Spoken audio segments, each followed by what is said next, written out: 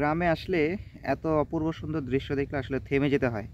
হেঁটে হেঁটে যাচ্ছিলাম, নিচে দেখি বিশাল এক সরিষার বাগান। তো তারপর একটু থেমে গেলাম এবং আপনাদের সাথেও একটু শেয়ার করার চেষ্টা করলাম। চলেন একটু দেখেন, বেশ সুন্দর। এটা শেরপুর জেলার একটি গ্রামে আসছি আমরা। তো আখের বাজার যে গ্রামটা, সেই বাজারটায় নাস্তা করে আসার পর এই জায়গাটা দেখলাম। আর একটা জিনিস দেখাই, এই যে দেখুন, একটু কাছ থেকে দেখাই। এখানে যেই গাছটা দেখা যাচ্ছে, আগে আমরা এটা অনেক দেখতাম। মোটামুটি আমাদের বাসা ঢাকার যখন রেল লাইনের আশেপাশে এই গাছগুলো দেখতাম। আমাদের বাসার পাশে রেল লাইন ছিল, তো এখন এগুলো দেখাই যায় না। রেল লাইনের পাশে তো এখন গাছগুলো কেটে ফেলা হয়েছে, প্রায় সবই এলিভেটেড এক্সপ্রেসওয়ে করার কারণে এখন গ্রামে আসলে শুধুমাত্র দেখা যায়। গ্রামের আরেকটু সুন্দর দৃশ্য একটু দেখানোর চেষ্টা করি। এখানে যে বাচ্চারা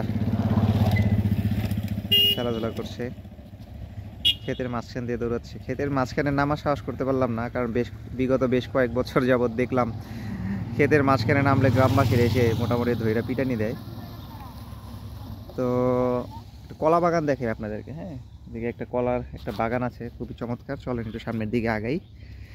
গ্রামের যে আঞ্চলিক রোড, এই রোডগুলো কিন্তু ভাঙা থাকলেও ভাল লাগে, কারণ এই রোডগুলোতে আসলে খুব বড় গাড়ি চলাচল করে না, সাধারণত হাঁটা পথেই এই রোডটা ইউজ হয়।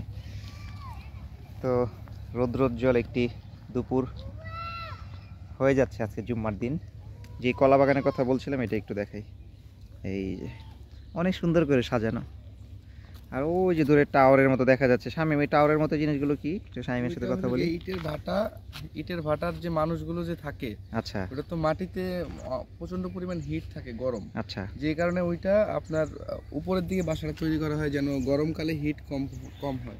আচ্ছা। তার মানে এই যে বামে যে টাওয়ারটা দেখতে পাচ্ছেন এবং মাঝখানে যে ঘরের মতো বানানো, এটা কি ওয়াচ টাওয়ারের মতো কিছু কাজ করে উপর থেকে? মানুষজন থাকেই ওইখানে মানুষজনই থাকে। আচ্ছা, বাহ বাহ, বিশাল। মোটামুটি 8-10 তলার সমান বেশি উঁচু মনে হচ্ছে। তো গরম কম লাগে আর কি, তাহলে এক্ষেত্রে তাপটা সহনীয় থাকে। এখানেও চাষবাস হবে, রেডি করা হচ্ছে ক্ষেত খামারগুলো, যেহেতু এখন ডিসেম্বর মাসের 12 তারিখ 13 তারিখ। আলুর চাষ হয় সময়তে অনেক জায়গায়, তবে উত্তরবঙ্গের বা দক্ষিণ উত্তরবঙ্গের এই জায়গাগুলোতে কিন্তু সরিষা চাষও হয়। আর এই যে স্টিকগুলো দেখতে পাচ্ছেন, কেউ খুশি হয়ে যাবেন না, এটা শিক কাবাব না, এটা হচ্ছে শিক গোবর, গোবরের হাড্ডি। এটা রান্নার কাজে ইউজ হয়।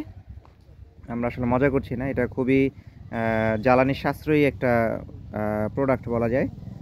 এটার মাধ্যমে মূলত রান্না বাড়া যখন করা হয় তখন কিন্তু যেটা হচ্ছে, এটা খুবই সাশ্রয়ী হয় মূলত। তো যাওয়ার পথে আসলে গ্রামের যেই নানি চাচি বা খালারা যাচ্ছেন, তারাও চলে এসেছিলেন ভিডিওতে অনাকাঙ্ক্ষিতভাবেই। বেশ সুন্দর জায়গা কিন্তু। তো থ্যাংক ইউ সো মাচ। আবার নতুন কোনো একটা আকর্ষণীয় কিছু যদি আসে, গ্রামে আসলে সবই আকর্ষণীয় লাগে। যেমন আরেকটু দেখাই, এই যে গাছগাছালির ভিতরে কি সুন্দর একটা বাসা, মানে একদম দেখলেই একটা শান্তি শান্তি লাগে। থাইটাই গ্লাস দিয়ে করে, মানে আধুনিকায়নের ছোঁয়া তো অবশ্যই আছে, এর মধ্যে প্রাকৃতিক একটা পরিবেশ, খুবই সুন্দর মাশাআল্লাহ। তো চলেন যাওয়া যাক। আল্লাহ হাফেজ।